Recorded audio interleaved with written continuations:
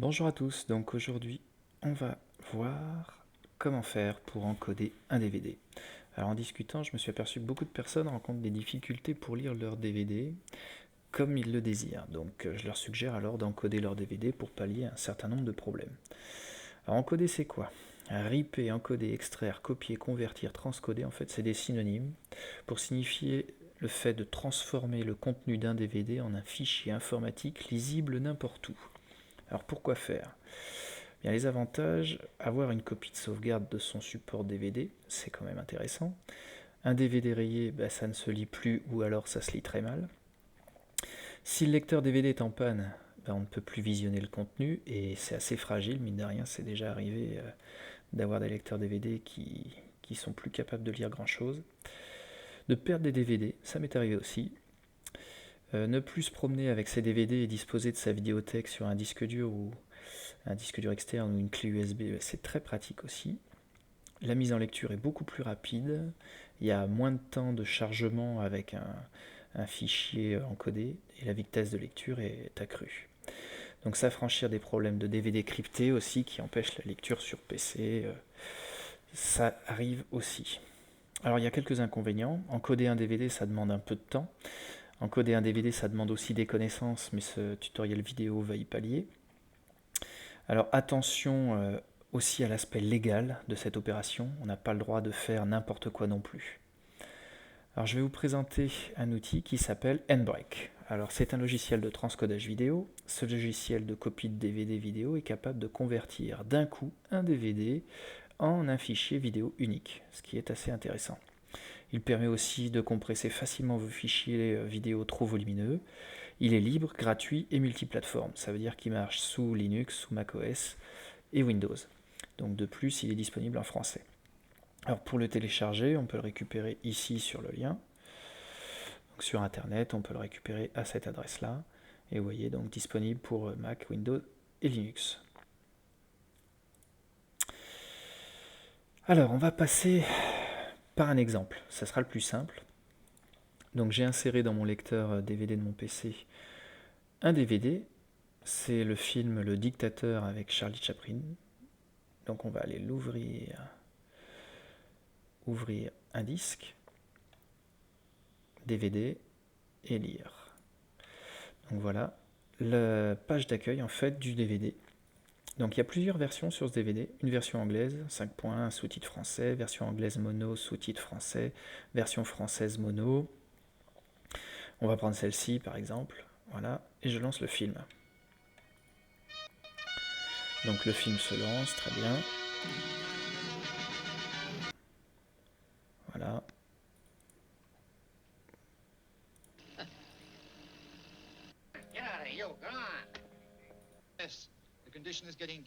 Voilà, avec les sous-titres. Ok. Donc maintenant, on va vous voir un petit peu ce qu'il y a sur le DVD en question. Donc à l'intérieur du DVD, si on va dans le gestionnaire de fichiers, voilà ce qu'on peut observer. Dans le lecteur DVD, il y a deux dossiers, en général, ça s'appelle Audio TS et Vidéo TS. Et dans Vidéo TS, on récupère donc tout ça, ce qui correspond en fait aux fichiers avec les différentes versions anglaises, françaises, etc. Et donc ce qui nous intéresse, c'est de récupérer ce contenu-là en un seul fichier, comme celui-ci. Alors pour y arriver, on va utiliser nBreak. Je vais lancer nBreak, le voici. Voilà. Alors nBreak se présente sous cette forme. Le premier bouton qui saute aux yeux s'appelle source et c'est celui-ci qu'on va utiliser. On clique dessus et on va aller chercher sur le DVD le dossier vidéo. Donc on va cliquer, on va sélectionner vidéo TS et on fait OK. Donc le logiciel va scanner, voilà qui est fait, et il va s'apercevoir qu'il y a un titre qui dure 1h59. Donc ça c'est la source. Ensuite on va lui dire la destination, fichier le dictateur.m4v, voilà, on va laisser ça tel quel, ça va être très bien.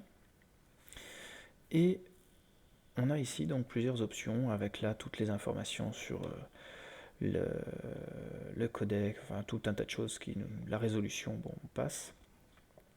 Ce qui va être intéressant, c'est un petit peu plus loin, ici, dans vidéo, on a quelques paramètres qui vont nous intéresser. Donc vidéo débit variable, ben, on va tout laisser par défaut en fait. On va rien toucher là-dessus avec qualité constante, donc on aura la même chose que sur le DVD. Alors la liste audio.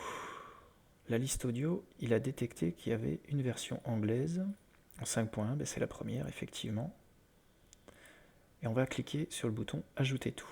Et là on récupère la version anglaise, les deux versions anglaises et une version française. Donc ça c'est pour la voix. Et on peut aussi récupérer les sous-titres dans notre fichier. Donc défaut sous-titres et liste des sous-titres. Et là, même chose, on va ajouter tout. Comme ça, on aura le français aussi.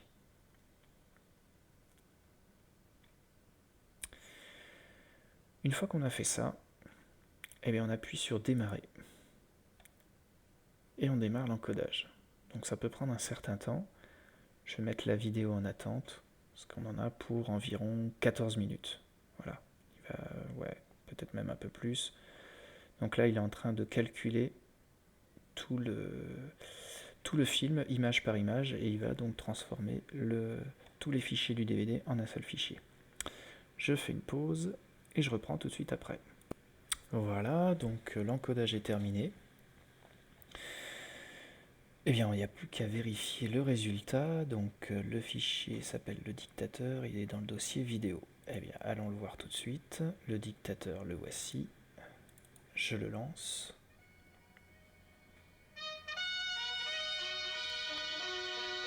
Ça fonctionne. Ça fonctionne plutôt bien. Alors je vais le lancer cette fois-ci, mais avec VLC, média, ouvrir un fichier, le dictateur, le voilà. Je le préfère largement. Donc on a même les chapitres, chapitre 6, etc. Donc ça c'est la version anglaise. Alors ici dans le menu on peut récupérer les sous-titres qu'on a mis dedans. Donc si je veux mettre par exemple les sous-titres français, je clique dessus. Alors là Charlie Chaplin, voilà. D'accord. On peut changer l'audio, piste audio, on va mettre ça en français.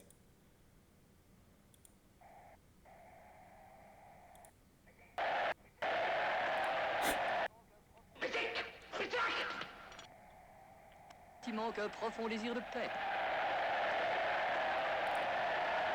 Génial ce Charlie Chaplin. Et si je veux rajouter les sous-titres, est-ce que ça va donner quelque chose français-français? Non. C'est étrange. Ces meneurs de grève sont... Voilà. Vous retrouvez au bon vieux temps. Ouais, je me demande jusqu'à quand ça va durer. Vous n'avez donc pas lu les journaux? Il paraît qu'Inkel a l'intention de rendre au peuple... Maybe. Donc ça marche plutôt bien, on a tout, et tout ça en un seul fichier. Donc c'est assez intéressant. Voilà, tout est bon. Donc ce fichier, il pèse maintenant, on va regarder ses propriétés, 1,5 Go et on a tout dedans. Sachant qu'un DVD, ça fait 4,7 Go quand c'est plein. Donc voilà, le tout en un. Eh bien, j'espère que cette vidéo vous aura convaincu. À bientôt.